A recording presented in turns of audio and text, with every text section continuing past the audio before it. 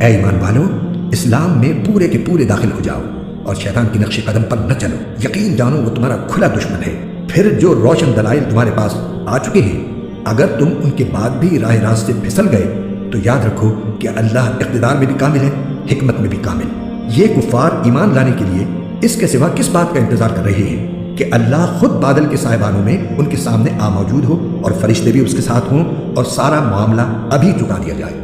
حالانکہ آخر کار سارے معاملات اللہ ہی کی طرف تو لوٹ کر رہیں گے۔ بنی اسرائیل سے پوچھو، ہم نے ان کو کتنی ساری کھلی نشانیاں دی تھیں، اور جس شخص کے پاس اللہ کی نعمت آ چکی ہو پھر وہ اس کو بدل ڈالے تو اسے یاد رکھنا چاہیے کہ اللہ کا عذاب بڑا سخت ہے۔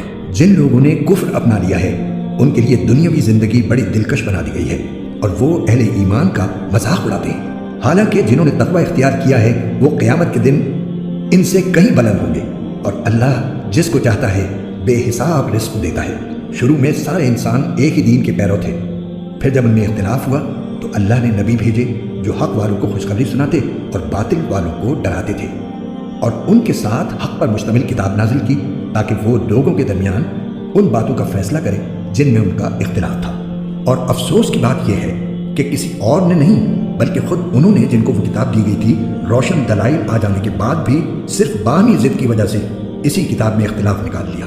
پھر جو لوگ ایمان لائے اللہ نے انہیں اپنے حکم سے حق کی ان باتوں میں راہ راست تک پہنچایا جن میں انہوں نے اختلاف کیا تھا، اور اللہ جسے چاہتا ہے راہ راست تک پہنچا دیتا ہے۔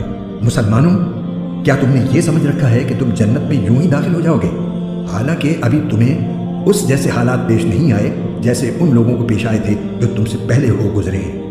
ان پر سختیاں اور تکلیفیں آئیں اور انہیں ہلا ڈالا گیا، یہاں تک کہ رسول اور ان کے ایمان والے ساتھی بول اٹھے کہ اللہ کی مدد کب آئے گی۔ یاد رکھو اللہ کی مدد نزدیک ہے۔